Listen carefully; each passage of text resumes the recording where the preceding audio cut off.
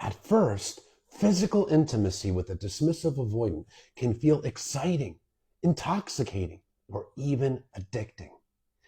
But over time, the emotional void becomes painfully obvious and it really starts to hurt.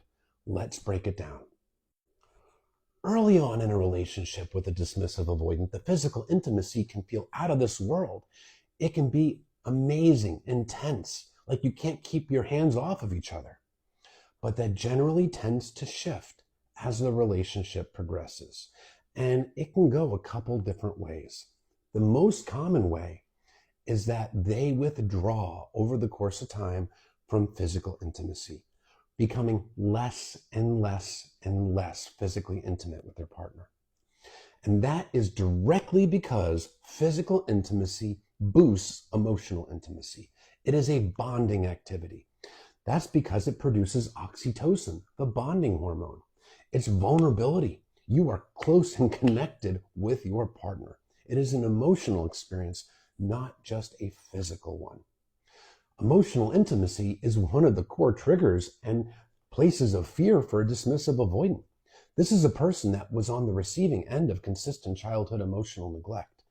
They grew up to feel like there was something wrong with them, defective, and unlovable, and that's because they personalize that neglect.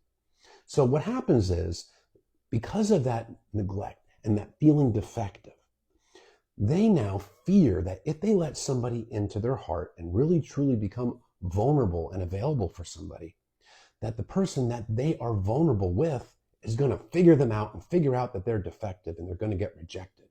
So they directly associate emotional closeness with rejection. That's why emotional distance feels safe to them, because that way they can't get figured out and exposed as what they perceive themselves to be, which is defective. So now fast forward to the relationship. Early on, well, there is no true emotional intimacy because you're just getting to know each other. It's all dopamine fueled. Dopamine being the reward hormone that goes off during the honeymoon phase. And during that honeymoon phase, they're feeling good and those insecurities haven't been unmasked yet because they're being masked by dopamine. And the relationship isn't real yet. There's not a deeper level of commitment, which, generally is associated with deeper vulnerability and emotional intimacy. But then the relationship progresses, commitment advances, emotional closeness builds, they get triggered and withdraw from physical intimacy because physical intimacy now gives them anxiety because of that vulnerability, that closeness. And they seek to create emotional distance by limiting physical intimacy. And as the relationship advances, they can even withdraw from physical intimacy altogether.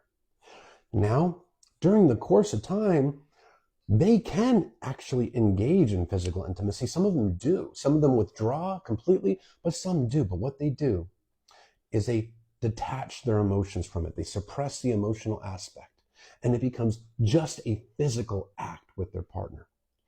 No eye contact, no cuddling afterwards, no passionate displays of affection, just mechanical, the physical intimacy. It's like robotic, like they are completely detached from the moment with you. There's no vulnerability and intimacy, and they are just going through the motions, seeking that release.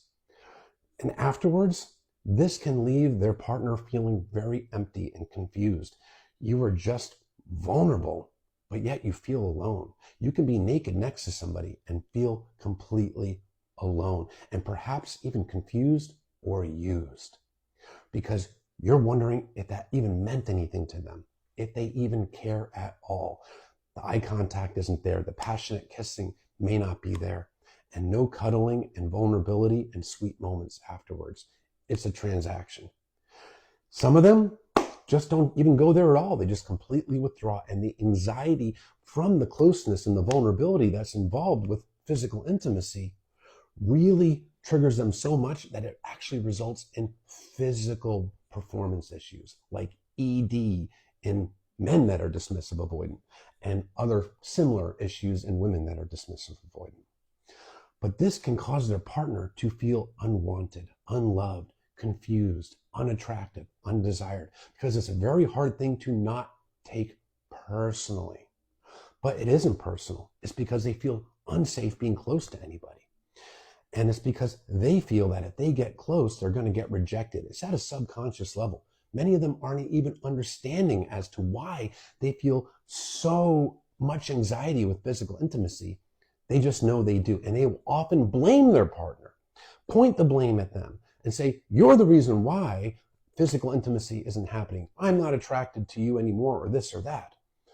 But that's because they're trying to avoid that deep wound of shame and defectiveness. Because if they take accountability and say, hey, this is my issue, to them, it would be the emotional equivalent of confirming their own defectiveness. Too painful. So they often shift the blame to the other person, leaving that person feel even more unwanted, unloved, and undesired and unattractive. It can be a very painful experience. Reality is, physical intimacy is a very important part of a healthy relationship. Obviously, there's cases where physical intimacy can't happen due to medical issues, injuries, accidents, etc. But it is a core component because it boosts closeness. It brings people together. And studies have actually shown that couples in long-term relationships that engage in frequent physical intimacy report the highest level of satisfaction in the relationship, do better with conflict resolution, and tend to stay together longer. So there are absolute benefits to it. But when they withdraw and they feel you unwanted, alone, unloved, undesired, unattractive, that is not conducive for maintaining and fostering a healthy long-term relationship. And people want to feel loved and wanted and desired by their partner. And when you're not feeling that, boy, what a lonely relationship that can be. But it's not because of you, and it's not because you're not good enough or attractive enough. It's because they are so deeply insecure with being close to anybody that they'd rather pull away and completely shut that down. Quite frequently, they will seek to get their physical desires met in other ways that don't involve vulnerability. For example, adult content online, watching that because there's no vulnerability there. There's no person there. It gives them that release. Or having an affair outside the relationship with a person that they don't really have to be vulnerable with. But at the end of the day, the vulnerability that's associated with the physical intimacy with you, their primary partner, is too triggering. So they just shut down, withdraw, and often blame you. But it's not your fault.